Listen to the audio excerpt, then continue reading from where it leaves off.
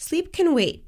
Libyan students in 2 different time zones took shifts to manage the information flowing in from Libya via social media.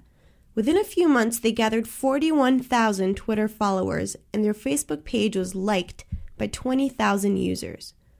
Omar Amr, only 24 years old, was interviewed 4 times a day by various international media, from the Los Angeles Times to ABC Australia. At that point, my phone didn't stop ringing all day. Literally, I finished the day with about 50 calls and invitations to newsrooms. Ayat Mnena is a 23-year-old Libyan living in Canada, hoping to end up in Libya one day. Armand and I are really passionate about Libya and helping this move forward. On February 17th, the Libyan people started their fight for freedom after 42 years under the Gaddafi regime. During the first weeks of the revolution, the government did not allow any foreign journalists into the country. Libya was under a complete media blackout. And this is where the Libyan youth movement, an international online community, stepped in. Amr, UK-born Libyan living in Manchester, England, along with his friend Mnena, launched Twitter and Facebook accounts in order to fill in the media gap.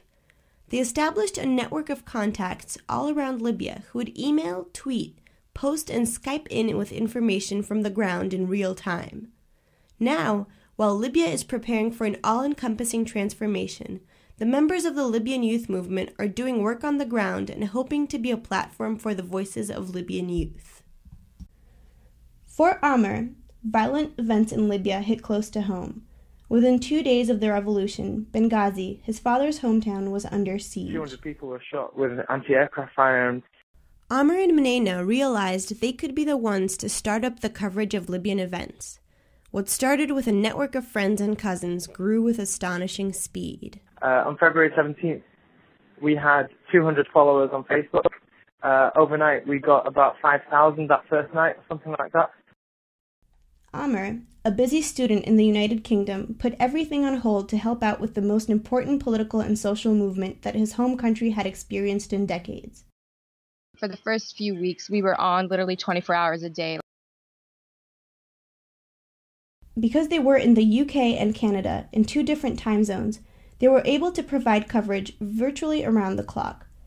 Amr's 2-bedroom apartment in Manchester was transformed into the group's headquarters, with meetings around his dining room table.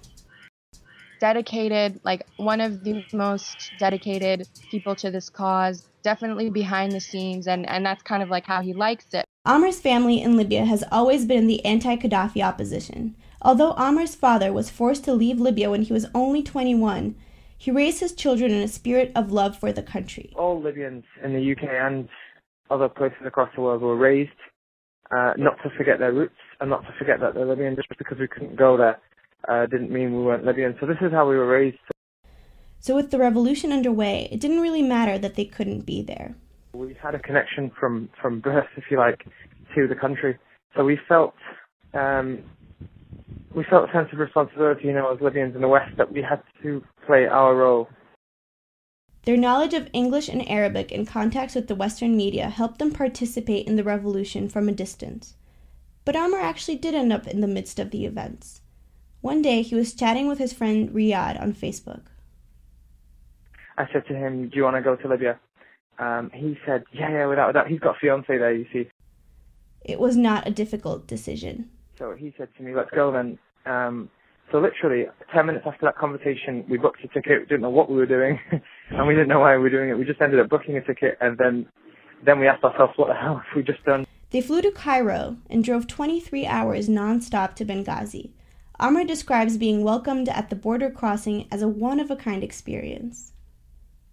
The whole border crossing was just controlled by youth.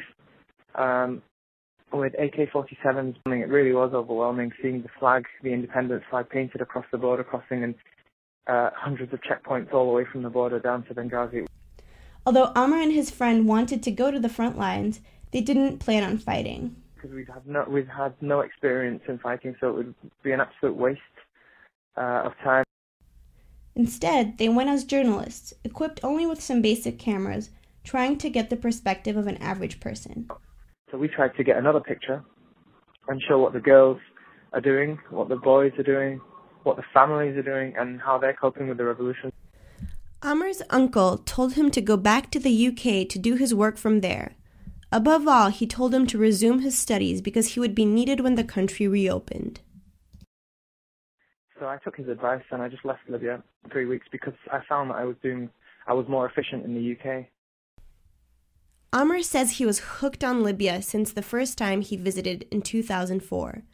Both Amar and Mnena see their passion for Libya as complicated. We both kind of had like this love-hate relationship with Libya. We wanted to know our country but never could due to the situation there.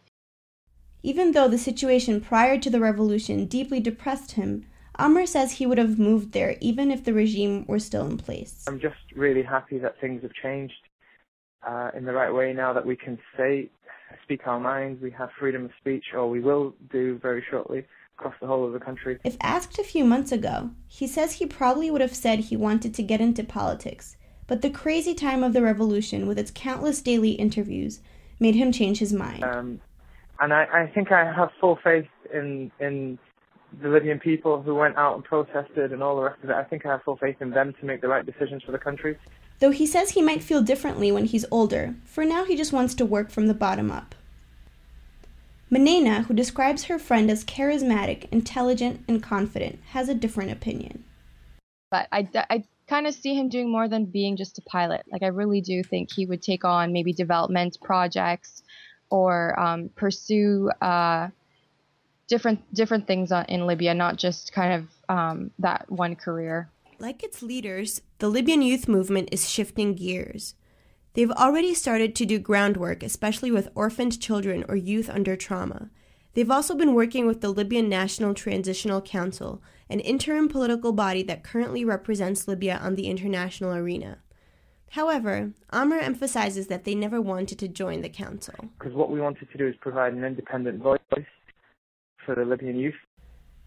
Amr says that before the revolution, he didn't think the Libyan people would mobilize against Gaddafi. Now, both Amr and Mnena look to the future with hope. Mnena says that Amr finally got to contribute to Libyan society as he had always wanted. I think it's a very good indication of like the future that Libya would have with these kind of young people playing a role. Revolutions feed on information. Andy Carvin, senior strategist at the social media desk of NPR, who tweeted 24/7 about the Arab Spring, said in a Harvard University address that on his Twitter feed he saw history playing out in real time. Amr and Mnena played a very important role in providing a hub for information about the revolution. They hope to take part in the country's transformation. Amr is moving to Libya immediately after graduation from flight school to help out with rebuilding the national airline.